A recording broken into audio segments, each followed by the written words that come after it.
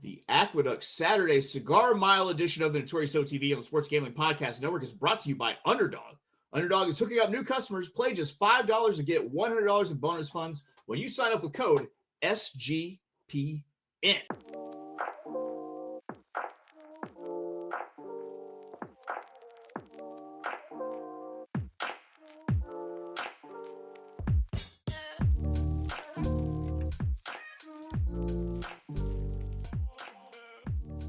Welcome, everybody, to the Notorious OTV, brought to you by the Sports Gambling Podcast Network. And, folks, as always, it's all good, baby. It was all a dream. We used to read Blood Horse magazine. I got my Cuban links. Yes, Cuban B. And I'm your host, Chase Sessoms, the Wolf of Oaklawn. I'd rather be trapped than lazy.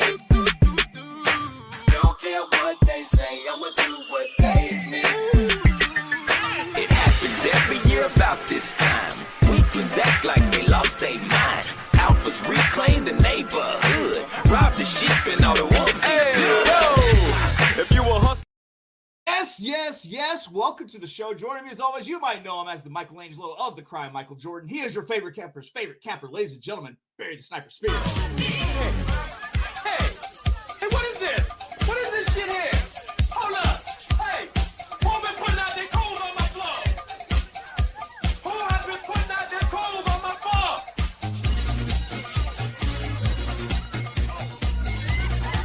Hey. Have you people ever heard of posters?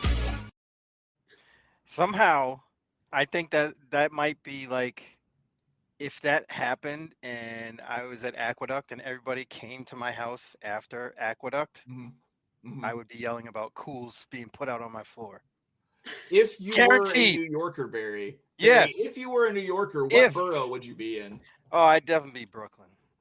My Brooklyn. parents are from Brooklyn, actually. Okay. Bed-Stuy. Now what? What's up? All right. That's adjacent. That's saying, close enough. I'm just saying things with words I don't understand from New York. All right, but Barry, we've cleaned up over here because it seems like we've entertained people a lot for a streak there, and then we haven't been entertaining lately. But we got someone joining us today, ladies and gentlemen. You might know her from her work with Naira Betts, Miss Kaylie Shapiro. You know what? I'm the biggest star here, man. That's the way it is. That's the way it is. Thank you for having me for such a special week. So excited to be here. Yeah, it's going to be a pretty good card at Aqueduct this weekend. Real quick, we're going to recap yesterday, which is maybe don't worry about yesterday. That's a whole lot of. So maybe don't worry about it. A whole lot of amnesia going on. Yeah, it's just goldfish mentality. We'll just forget that and move on to the next one. It's like Charles Barkley. All the great ones have short memories. Kaylie, you're a local. Are folks at the track getting pretty fired up for the Cigar Mile day? I'm not there today, but I'm definitely, feeling the energy from afar, from 40 minutes away. It's pretty crazy. This is the last Cigar Mile at Aqueduct, and, it's a really special weekend. And I've been going to this race since I was like 4 or 5 years old. And my dad went to this race since he was a little boy as well with my grandfather. So definitely a really special weekend here, and, couldn't be more excited. I want to just point out that you mentioned Marty before I did this time. So I was going to hold off. All right. Well, guys, it's Thursday, and on Thursdays, we peer into our magic ball and take a peek into the future with our $100 budget bets. And today we'll be looking at Kaylie's stomping grounds for Aqueduct Saturday card that features the Cigar Mile. We've dug through this card from the rooter to the tutor to provide you our very best plays for a $100 budget. If you're not familiar, we can play any race. We can use any wager type with some exceptions. Whatever makes that cash money. Let's get some past performances pulled up. Sure.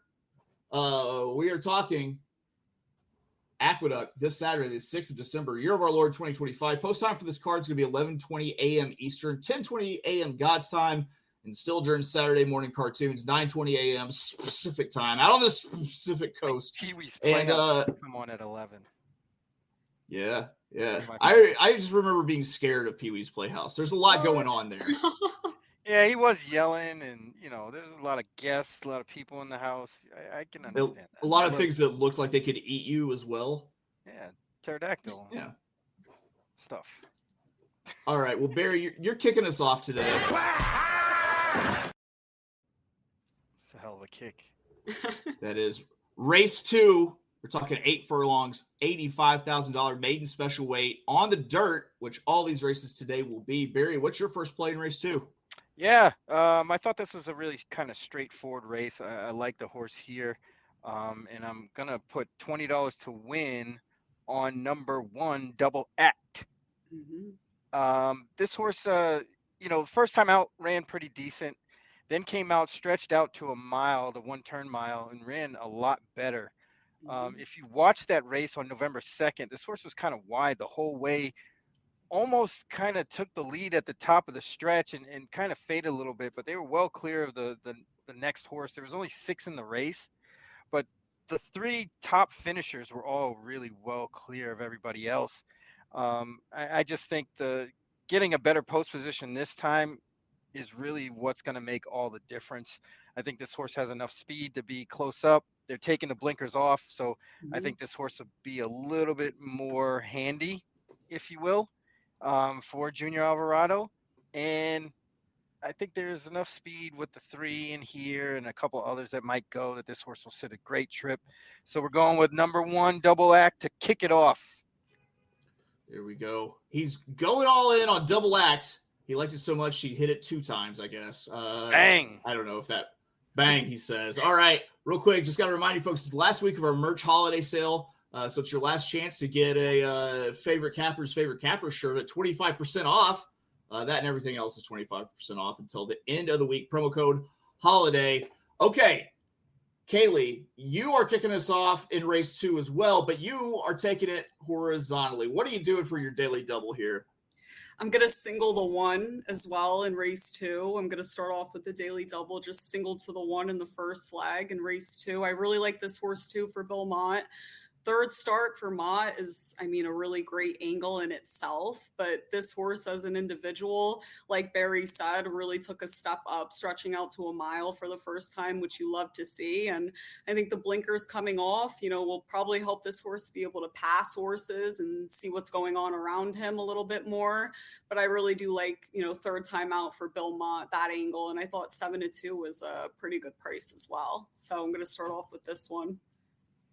I feel like something I know about you, Kaylie, is that you are the female equivalent of a William Mott fanboy, which I'm completely fine with. I at times am a Bill Mott fanboy as well.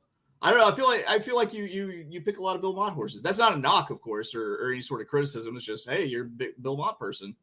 I do. I love Bill Mott. He's like my favorite trainer, but this horse, and as I've handicapped him over time, you learn when his horses are going to fire and when they're not. And I think this is one of those ones that is going to just look at the progression, stretching out, and then third time. And Bill Mott takes his time with these 2-year-olds. So I think, this one is one that probably has a lot of expectations, but just needs a couple races, as do a lot of his 2-year-olds. So yeah, but I am like a Bill Mott fangirl, I will say. I'd say I have very few birthdays saved on my phone calendar. One of them is Bill Mott's, though, because I always want to know when his birthday is during Saratoga. I love it. I don't even know that. So maybe you're a bigger fan than me. July, off the top of my head, July 17th, I think. But you are rolling your daily double into race 3, which is a big one for the fillies. The 9 furlong Demoiselle, a grade 2, $250,000. Some Kentucky Oaks points on the line here. So how are you closing out your daily double in race 3? I just used 2 horses here. Originally, I was going to use 3, but I figured, if I'm playing against Zanny, the favorite here, for a good reason. I just don't think that race at Gulfstream Park, gate to wire, is going to translate well to Aqueduct. And I don't think that the horse is going to get the same type of trip that she did at Gulfstream. So I'm just using the 2 other horses here concurrently for Chad Brown. I think this horse, I like the progression, breaking her maiden last time out, second time going a mile, and certainly, has the pedigree that could stretch out to a mile and an eighth, you'd imagine. But a horse that I'm very interested in is the number 6, who I also used in the daily double. And I'm also going to put a $15 win bet on this horse as well. Believable for Todd Pletcher. Johnny V taking them out. Kendrick rode this horse on debut, gate to wire. She won. Next time out, stepped up into face winners for the first time in a listed stakes and ran second. But I'd imagine, now with some more experience under her belt and also getting the blinkers on, that she'll be in a better position here. And I really like her chances. And she's 5-1, which is really good value. And from a pedigree perspective, I think she could blow all these other horses out of the water, just, taking that step up to 1 1/8. She has a really big family and a lot of horses in that family that handle distance. So this one's a bit interesting to me at 5-1. There we go. I like to play the win bet on the 6 Believable. Guys, I get to finally go ahead and pop off here with my play because I've got a win play also in race 3. I'm playing a $20 win on number 4 concurrently, 3-1. And in this spot, I've got a horse who's on the steady improve that stands to get a great trip, sitting up close, stalking the early speed. And there were only 3 horses I thought capable to win this race for these 3-year-old fillies. The thing that makes my decision easier is that 2 of those horses should be pace compromised by each other on the very front end of this race with the 2 Shilling and the 3 Zany. Is it Zany or Zany? Am I just completely butchering this? I've been saying Zany, but I really don't know, to be honest. All right. Well, we'll figure it out. I think that those 2 likely link up and concurrently sits the stalking trip right off of their hips. I think it's worth noting that Chad Brown sticks with Pratt in this race. I know breaking the maiden last out is a hard fade for some people, but I'm willing to take that shot here because of the trend of improving speed figures. And the workout tab shows that this one should be in shape after a series of slow drills, similar to the slow drills of the ones she put up before the last out victory. It's Chad, it's Pratt, it's Klarovich. I've seen this story so many times. So I'm going to have the win bet on concurrently. So question about, I'm going to call him Zany just for the purpose of this anecdote. Zany, does anyone else remember the video of it's a guy who's wearing just like dad jeans and no shirt, and he's standing right in front of his TV watching a race, and he's saying something like, "Come back with the Zany juice! Come back with the Zany juice!" I don't think I've seen that video. So I can't. Oh, Barry, you there? Oh, we lost Barry there for a second. If anyone would know who that was or what that video was, it 100% would be Barry. So we'll wait for him to plug back in. In fact, we won't wait very long for him to plug back in because he's back with race number 4 here. We got 6 furlongs, $88,000 non-winners, a 1-something allowance. Not here to read your fucking conditions. Claiming or allowance on the dirt here. What are you doing for race 6? I know you got a little horizontal play picked out for us. Oh, did we lose Barry, or is he back? Every time you speak, it goes back to the mute sign.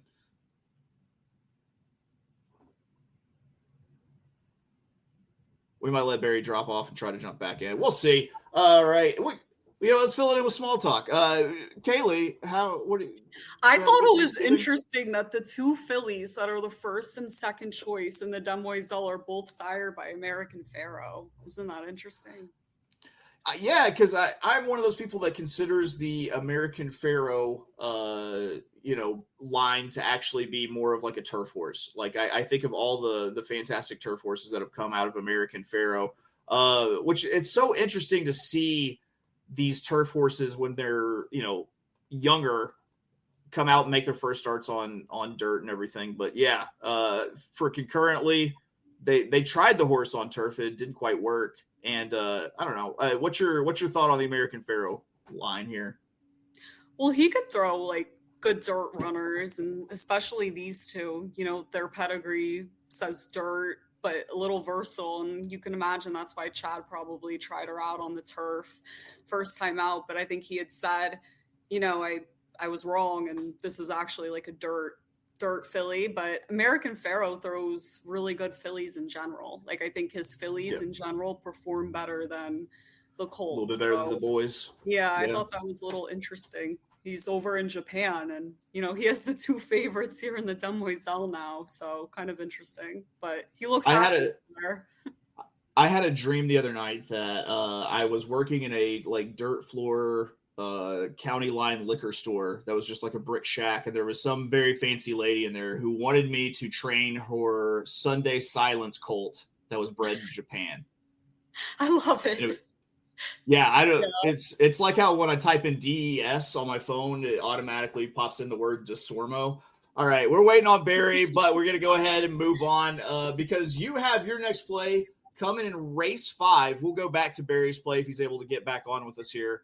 6 furlongs, the Elite Power, $250,000. What are you doing here in this grade 3 stakes race?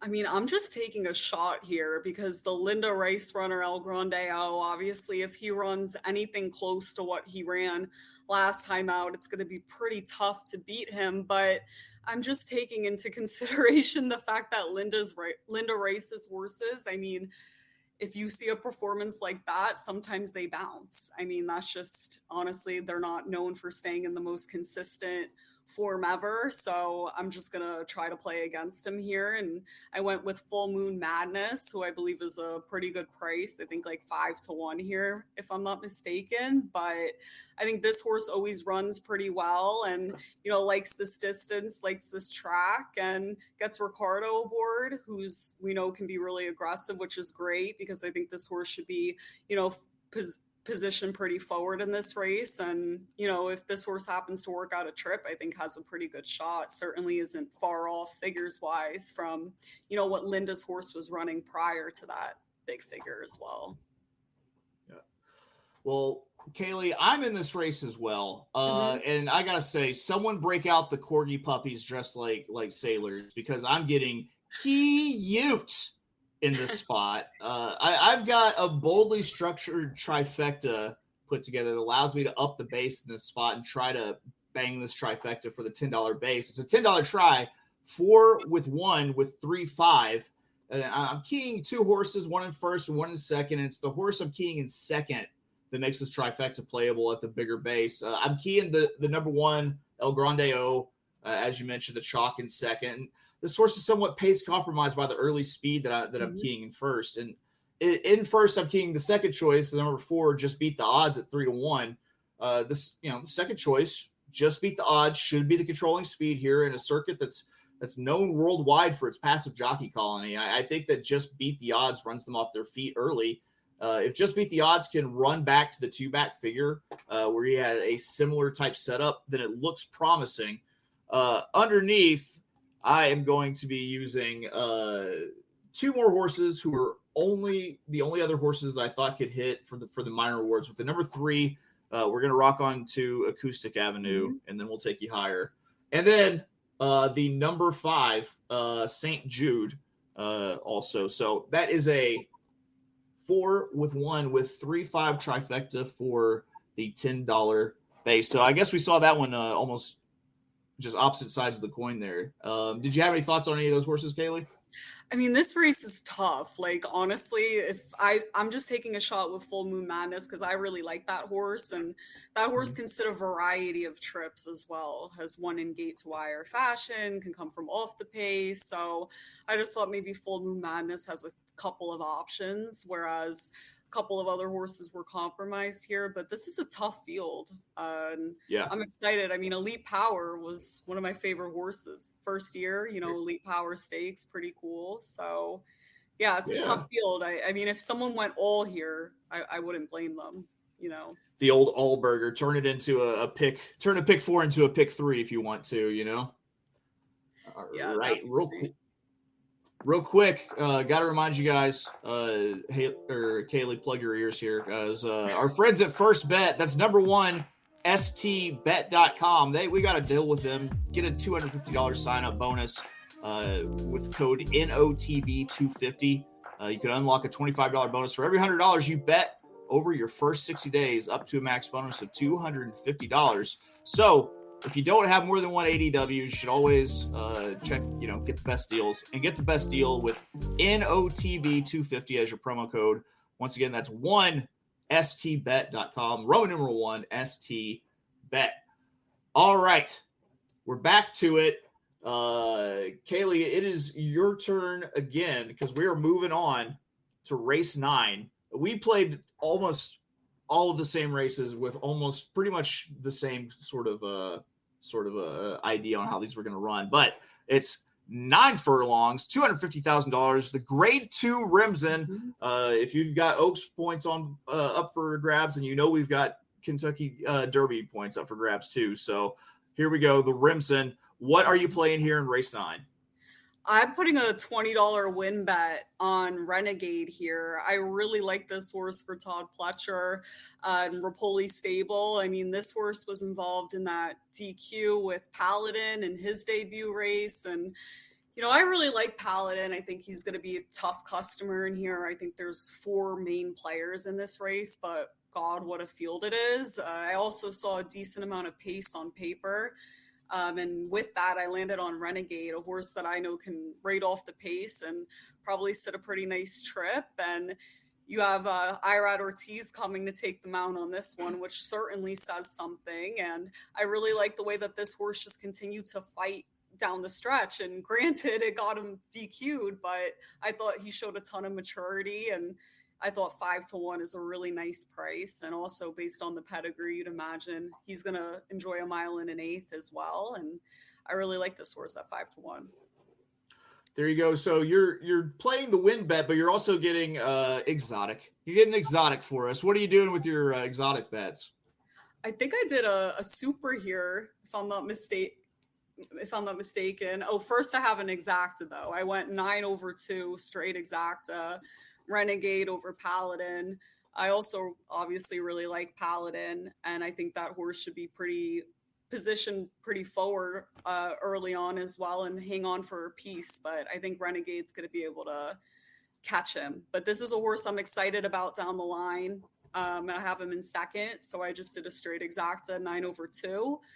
And then I also did a $1 super box, which would be $24 total. I went 2, 6, 9, 11.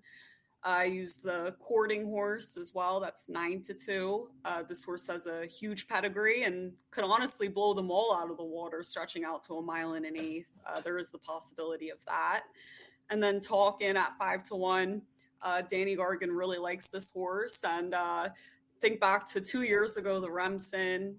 We had Sierra Leone and Dornock, who was also obviously sired by Good Magic. It's just really interesting. This horse should have a lot of pace to run into as well. I like the fact that Kendrick stays on. I think he suits this horse really well.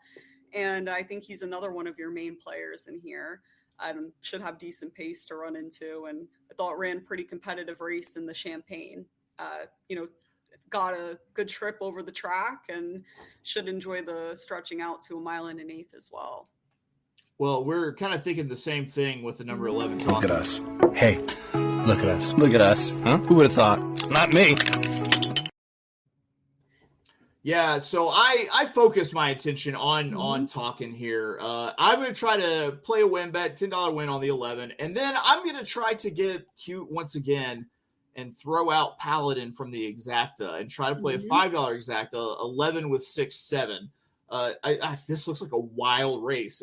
Full field and a favorite that just broke its maiden without crossing the wire first. Yeah, with the number 2 Paladin. That is a red flag. That says back off for me. So a lukewarm 3-1 on the morning line. I'm going to try to throw caution to the wind here with a 5-1 shot with Talkin for Danny Gargan with Kendrick Carmouche up. And I know the big boys are back in town with the Ortizes and whatnot, but I like Kendrick on this mount, sitting chilly behind what I think will be a super contentious early pace. And I love the workout pattern with a very tight 4 furlong going 47-4 on November 20th, then followed by slow work on the 29th heading into this race. And Talkin has shown the ability to pass and definitely didn't embarrass himself running second in the Champagne the first time facing winners. I think that he improves in the second time facing winners on Saturday, and he beats I'm going to call Paladin overrated for this moment. This horse could be incredibly talented because I will say, even though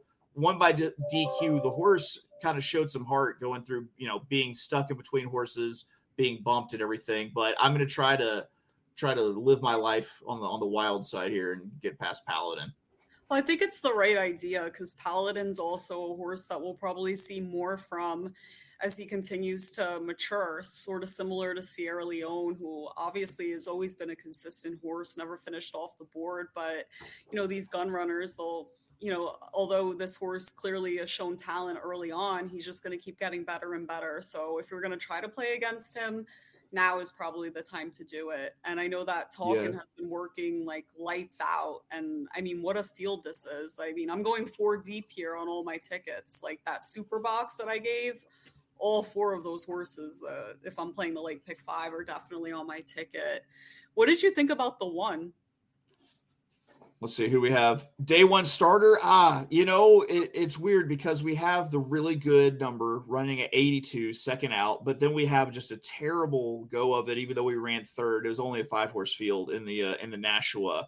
Mm-hmm. And so I don't know if this is like maybe an AB horse, then we might be ignoring a horse that's a pretty good price in here that draws the rail, which I like early speed from the inside going 2 turns at Aqueduct. That's a little thing that I really like key on sometimes. So, I mean, Shug only runs them when they're right. You've got a pretty good combination with Junior.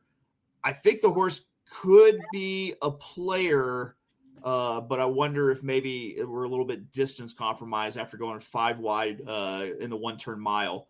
Who knows? It could be that this horse just needs 2 turns to come alive. What did you think? I think maybe the horse could need 2 turns to come alive. And I mean, the bullet work 2 back on November 21st after the Nashua definitely sticks out. I mean, I think that's Shug kind of signaling to us that he might have a live runner in here. And also that the lights probably went on in this horse. I think he worked in company with Shug's horse that's in the Cigar Mile. And certainly, I mean, put in a bullet. That's not nothing for Shug. And pedigree, I'd imagine second time going long could improve. And I pulled a really interesting stat because Junior's riding both the Shug's horses and the Remsen and the Cigar Mile. And he doesn't ride for him all the time. So I was just curious about their success in graded stakes races. They're 4 for 12, Junior and Shug, 33%. And Shug's regular win percentage is 16. So I just thought that was a little bit interesting. He's not in my top 4, but a horse that I might play around with in some other supers and see what we get from him on Saturday. If it goes to the gate at double-digit odds, I think it's definitely warrants maybe throwing a little win bet on it. It doesn't have to be anything huge because you're going to get the return if you're right. But I agree, and I really wasn't even considering this horse, and you might have actually talked me into a little something for that one. He's a little interesting, and should be able to save ground as well. Yeah. That's a big thing. I like to see horses forwardly placed on the inside on that rail going 2 turns. So we'll just say my spidey senses are tingling at this point. All right, we are rolling it into the big race of the day. 8 furlongs, $500,000. It's a grade 2. It's the Cigar Mile handicap. Us cool kids just call it the Cigar Mile or the Cigar. No big deal. All right, I've got to play here in race 10. You've got to play here in race 10.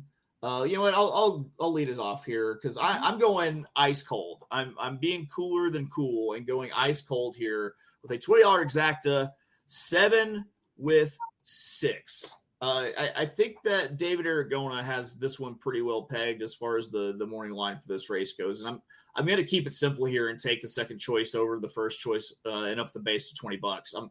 I'm putting number 7, Bishop's Bay, on top, who should be sitting the wide stocking trip and have first run at the favorite. Number 6, Phileas Fogg, and the number 2, Mika, both pressing for the early lead. I think that pace compromises Phileas Fogg, but he likely hangs on for second after Bishop's Bay runs them down.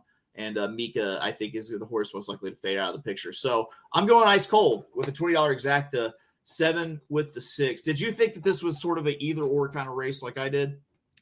I landed on Doc Sullivan here. I mean, he's hanging there at 5-1 on the morning line, which that's a really good price on this horse. And he put in a pretty big performance last time out at Aqueduct, got a 96. And John Ortiz is a trainer that I really believe in, and I've seen him get horses and move them up and really figure them out. And I think that he's done a really good job with this horse, figuring this horse out. I mean, just the second start in his barn, the horse hits the board in the Forgo in a grade 1 against Open Company. And if you look at anything he had done prior to that, it was, he's never been against that level of class and hit the board in that way. And then did the same thing in the Vosburg. And then now John Ortiz is wheeling him off 2 weeks of rest here, which is really an aggressive move. And I thought that was really interesting. And I also pulled a stat for John Ortiz. His regular win percentage is 14%. And then in horses coming back in any stakes race off 2 to 3 weeks rest, he's 21%, 5 for 24, 50% in the money. So I think this is a move that he's had success with, and it's interesting the horse is doing so well and he wheels him back here. So I'm going to roll with him. Hope he gets the job done. But definitely the 6 and the 7 are tough to get around. Can I hold on? My daughter would be upset with me if I didn't go 6, 7 for that. Yeah. So I like Doc Sullivan. I thought sometimes I get just too caught up in figures sometimes, I think, with Bishop's Bay and everything, because I'm looking at that 103 that the horse ran in the mud, and I'm thinking, can we run back to that over a fast track? With Phileas Fogg, I mean, that horse has some legit speed. For me to have a chance here, I need someone to try kind of jump on that grenade and maybe running the horse back to second. And I think it's Mika. I do think it's Mika that probably goes here. So hopefully I can go ahead and get the ice cold exacta there. And real quick, got to get a word in once again from our friends at First Bet. Don't forget, we've got a $250 sign up bonus. Number one, stbet.com. Use promo code NOTB250. Get yourself a $250 sign up bonus. All right, that's enough shilling. Enough shilling for right now. We are on to the part of the show where we have held back and saved our most juicy morsels to get you out of the door with a little bit of profit in your pocket. That's right. It is time for bailout bets. I'm leaving here with something. You know what I mean? I'm from around the way. I'm leaving with something. So we're going to try to leave with something here. By the way, I got an update on Barry. Barry, StreamYard, crashed his computer. So Barry's not going to be back, but don't worry. I got his place for later. So race 11, 7 furlongs, $500,000. New York bred, New York Stallion Series. I'm playing a $20 win on the number 7, Spirit of New York at 7-2. And I'm hoping that some nondescript kind of trainer here with Adam Rice keeps this price of this one fair, even though we got the IRAD on the mount and might have to pay that IRAD tax. I like the smooth energy distribution of this horse who has a chance to plod his way to victory over in a race that's got a very fast pace here. So Spirit of New York likely have to deal with the traffic, a fast horse on the front, but I like the plodding style to pick up some pieces late. On to you. What are you doing here, Kaylie? I didn't have a bet in this last race, but I will pick just someone to put $5 on that, just kind of stuck out to me.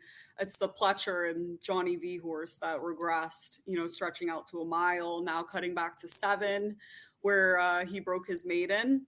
And I think this one's interesting. I mean, 10-1. I didn't even realize that was the price. I'd imagine, hopefully you can get something close to it, but I think you'll see something, a little bit of progression, off that maiden breaking figure of a 62, going the same distance here again. That's probably better suited and gets blinkers on. So this one's a little interesting, 10-1. Yeah, it definitely sounds like a South African track though for Fruitine or whatever. And it's so hard to turn down Todd Pletcher and Johnny V just anytime they get together. So I like the play. I like that for a bailout bet, especially since you got the blinkers on, which answers the question of what's different this time. Maybe we throw the blinks on and get a little bit more focused horse. So yeah, I like it. You like on the fly came up with a good 10-1 shot. I had to think my way through a 7-2 to play in the last race. So yeah, I don't know what to say. I'm not a smart man, but I know what love is. All right, here we go. Guys, we have reached the time where it's time to wrap up bets. I'm going to go ahead. Since Barry is not going to be around, I'm going to read his bets for him first here. Race 2, he had a $20 win on the number 2. Race 4, which we were getting into whenever we lost him, we had a $5 pick 3. The 2 with the 1-6 with the 269. Race 8, $20 win on the number 2. And then race 9, a $10 daily double, 3-11 with the 7. And then his bailout bet in race 11, a $10 win on number 11. Kaylie, what'd you have? Race 2, I did a double starting with the 1, just single to that Mott horse. And then I did in the Demoiselle, I went 4-6. Race 3, I put 15 to win on the number 6, Believable, in the Demoiselle. And then race 5, I'm taking a shot against that Linda Rice horse, and I'm going to go with Full Moon Madness there, $10. And then we get into the Remsen, which is where I spent, a majority of my bankroll. I think it's a really good betting race, really good field. I'm going to bet Renegade, $20, and then Renegade over Paladin.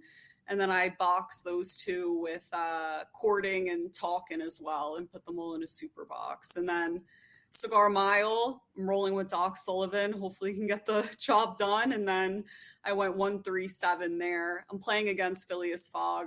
I don't like the fact that they took Kendrick off. I thought he suited the horse really well, and they're changing up the equipment, and I just don't really like it. So I'm going to go 1-3-7 there. I think Pentathlon for Shug is interesting in the Cigar Mile. So got to put those 3 in a try box. Well, there we go. Here are my bets, wrapping it up. $100 budget. Race 3, doing a $20 win on the number 4. Race 5, a $10 trifecta. Just an adorable trifecta. 4 with the 1 with the 3-5. Race 9, I'm playing a $10 win, number 11, and a $5 exacta. 11 with the 6-7. I completely agree with you with the rims in that this is just a target-rich environment. Like, if you have a good price on anything in the Rimson, go ahead and just throw a couple bucks on it to win, because this could be anybody, I think. All right, race 10, $20 exacta, ice cold, 7 with the 6. That's I can't remember the horse's name over Phileas Fogg. Bishop's Bay. There. Bishop's Bay. That's right. All right, and then race 11, $20 win on number 7. I'm doing that thing that I shouldn't do, which is watch a race while this is going on, because I have a live pick 5. All right, and that pick 5 is now losing right in front of me. Anywho. Oh, no. We'll cash out on the Remsen on Saturday. It's okay. Yeah, absolutely. Now, so we got anything big coming up that you want to make the folks aware of? We have a lot of stuff going up on Naira Bets YouTube this week. Matthew and I did a preview for the Remsen and the Demoiselle, and then we'll have a Cigar Mile one as well. And I did the Right or Wrong podcast with Nick Zito on there. That's going up tonight, talking about the Remsen, Demoiselle, Cigar Mile. So lots of Cigar Mile content. I just want to say for the record that Nick Zito show is awesome. That's really cool. I really enjoy that one. Yeah, everyone check that out. Yeah, make sure you're checking out the great stuff that Kaylie and Matthew are doing over on Naira Bets. Check out what we're doing all the time. All right. That's it for us. We've done everything. Like we've covered so many races. What more do you want from us? We'll be back tomorrow, 9 a.m. Eastern, 8 a.m. God's time. We've got best bets that we put on our mamas. Can I make my phone call? Do I have rights? Can I make my phone call? Who are you gonna call? Huh? Who are you gonna call? Your mama. So we'll get that tomorrow. Thank you for joining. It was a fantastic time. I appreciate you being my safety blanket after my typical safety blanket Barry dropped off. But he sends his love. They just StreamYard crashed his computer. So all right, that's gonna do it for us here at the Notorious TV, brought to you by the Sports Gambling Podcast Network. We will see you tomorrow. Bye-bye. Thank you. I was skate raised. You think I'm scared to catch a case? Put some